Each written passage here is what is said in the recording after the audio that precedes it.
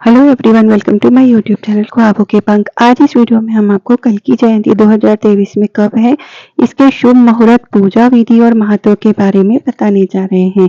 हर साल सावन मास के शुक्ल पक्ष की षष्ठी तिथि को कल्कि जयंती मनाई जाती है।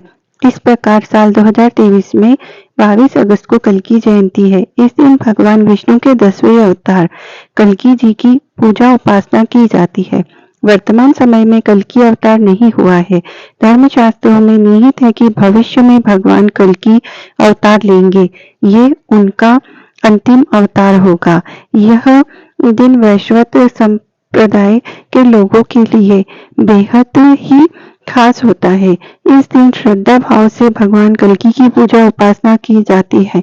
धार्मिक मान्यता है कि कल्कि जयंती के दिन भगवान विष्णु की पूजा अर्चना करके साधक की सभी मनोकामनाएं पूर्ण हो जाती है। साथ ही सभी प्रकार के दुख और संकट भी दूर हो जाते हैं। चलिए जानते हैं इसके शुभ मुहूर्त। पंचांग के अनुसार सावन मास के शुक्ल पक्ष की षष्ठी तिथि को 22 अगस्त को देर रात 2 बज के शुरू होगी और साथ में 23 अगस्त को देर रात 3:05 पर समाप्त होगी।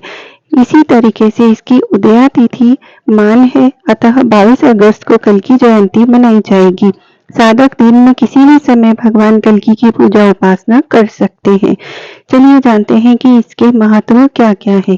श्रीमद् भागवत में कल्कि को भगवान विष्णु के 10वें अवतार के रूप में मान्यता दी गई है, जो कलयुग के वर्तमान चरण को समाप्त करने और सत्य युग को वापस लाने के लिए प्रकट होंगे। इस दिन भक्त भगवान विष्णु की पूजा करते हैं और उनके आशीर्वाद के लिए प्रार्थना करते हैं और वे अपने सभी बुरे कर्मों या पापों के लिए क्षमा भी मांगते हैं।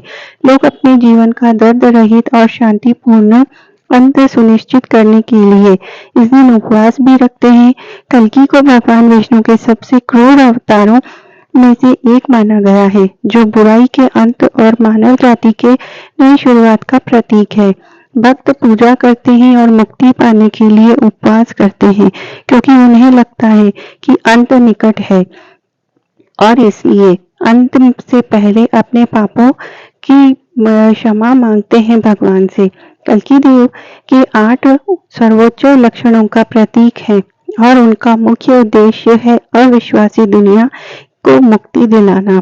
कलयुग को एक अंधकार में युग माना जाता है, जहां लोगों द्वारा धर्म और विश्वास की उपेक्षा की जाती है और भौतिकवादी महत्वाकांक्षा और लालच में बह जाते हैं। लोग एक दूसरे पर बिल्कुल यकीन नहीं करते हैं, एक दूसरे पर अत्याचार करते हैं। यहाँ पर सबसे ज्यादा बोल जो है वह बोलबाला है बुराई का। लोग सत्य को सत्य नहीं मानते हैं, इसीलिए कल्कि भगवान का अवतार बहुत जरूरी है कि वह हमें सतयुग वापस ला कर दे और इस कलयुग के अंधकार से हमें निकाले, ताकि जो पुण्य कर रहे हैं उन्हें पापी लोग किस तरीके से परेशान करते हैं, इसका सबको पता चल सके। कल्कि जयंती में अनुष्ठान किस तरीके से किया जाता है।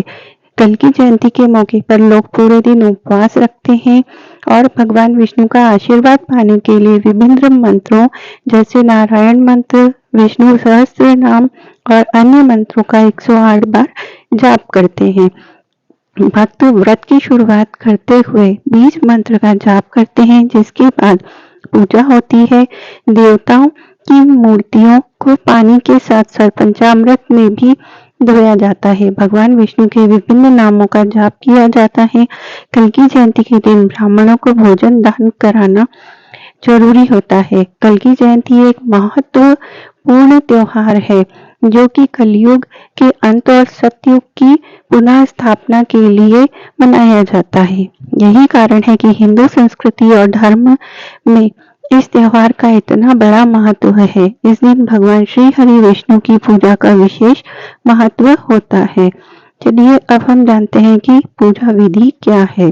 सुबह जल्दी उठकर नहा ले और साफ सुथरे कपड़े पहने। विष्णु जी की मूर्ति को गंगा जल से धो ले, नए वस्त्र पुष्प अर्पित करें और तिलक करें। नारायण मंत्र, विष्णु सहस्त्र नाम और अन्य मंत्रों जैसे मंत्रों का 108 बार जाप करें। भोग के रूप में पंचामृत फल मिठाई आदि चढ़ाएं। विष्णु आरती कर पूजा का समापन करें। मान्यता है कि इस दिन ब्राह्मणों को दान आदि करना बहुत शुभ होता है। भगवान विष्णु का कल्कि अवतार, शास्त्रों के अनुसार कल्कि भगवान के विष्णु का आखिरी अवतार है जो पृथ्वी पर असत्य और धर्म की समाप्ति के लिए है। हिंदू धर्म के अनुसार यह माना जाता है कि सत्युग, त्रेता युग, द्वापर युग और कलयुग नामक 4 युग है। हिंदू धर्म के अनुसार कलयुग का विनाश का समय कहा जाता है। सतयुग के समय लोग सभी प्रकार के लालच, पाखंड, नकारात्मकता और सभी गलत चीजों और बुराइयों से दूर थे, इसलिए उनके पास अधिकांश शांति और सुखी जीवन था। फिर त्रेता युग में लोग लालची हो गए और कुछ नकारात्मक इच्छाएं रखने लगे, जैसे कि दुनिया को जीतना या अन्य राजाओं के राज्य को हड़पना। द्वापर युग तक यह चलता रहा। दुनिया के लगभग आधे लोग पहले से ही कई गलत काम कर चुके हैं, जैसे कि लोगों को मारना और दूसरों की चीजों को छीन लेना, दूसरे के राज्यों को जीतना रणनीति बनाकर। कलयुग के दौरान यह माना जाता है कि लोगों के पास पाप जो है वह चरम सीमा पर है और पुण्य कम हो जाएगा। इस दौरान लोग लगभग हर चीज में मानसिक रूप से परेशान और असंतुष्ट रहेंगे। कलयुग में शायद यही है कि यहाँ पर झूठ का बोलबाला है और सत्य को कोई नहीं पहचानता और न ही कोई मानता है और असंतुष्ट रहते हैं, इसीलिए लोग यहाँ पर कलयुग में शायद ही आपको कोई ऐसा व्यक्ति मिलेगा जो किसी भी तरह के पापों से पूरी तरह मुक्त हो।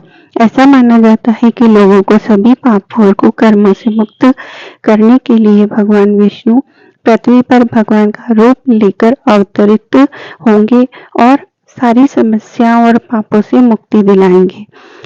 महाभारत में भगवान श्री कृष्ण, जो भगवान विष्णु के एक और अवतार थे, ने कहा था कि वह फिर से पृथ्वी पर आएंगे और बुराई को पूरा अंत कर देंगे। उस समय वह एक सम्मानित व्यक्ति के परिवार में पैदा होंगे और दुनिया के व्याप्त सभी बुराइयों को समाप्त कर शांति का माहौल बना देंगे। एक मानव के रूप में अवतरित होंगे। हिंदू धर्म में कहा जाता है कि नैतिकता और अच्छाई की रक्षा के लिए भगवान विष्णु का अकल्पनीय मानव रूप धारण करेंगे।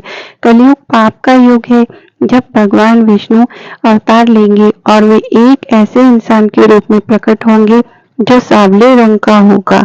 ऐसा कहा जाता है कि भगवान कल्कि का जन्म दक्षिण भारतीय परिवार में होगा। उनके पिता एक विद्वान ब्राह्मण होंगे। श्रीमद् भागवत में कहा गया है कि भगवान कल्कि विष्णु यश के घर में प्रकट होंगे। हिंदू विद्वानों का मान्यता यह भी है कि 4 चक्र सतयुग, त्रेता युग, द्वापर युग और कल युग हमारे कैलेंडर महीनों की तरह ही घूमते हैं। वर्तमान युग कलयुग है और ऐसा माना जाता है कि यह 4,32,000 वर्षों तक चलेगा।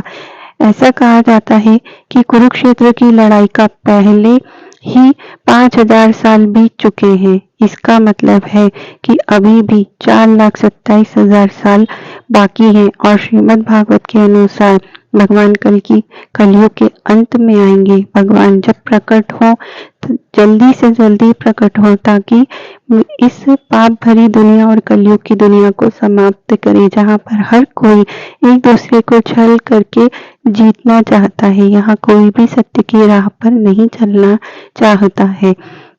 इसका अंत जितना जल्दी हो सके, संभव हो सके, भगवान जल्दी से अवतरित हो और सभी को सही रास्ते पर डाले, यही कामना करते हैं। यदि यह जानकारी अच्छी लगी हो तो इसे ज़्यादा से ज़्यादा शेयर कीजिए, चैनल को सब्सक्राइब कीजिए, साथ में बेल आइकन को प्रेस कीजिए ताकि आने वाले वीडियोस का नोटिफिकेशन आपको मिलता रहे। धन्यवाद।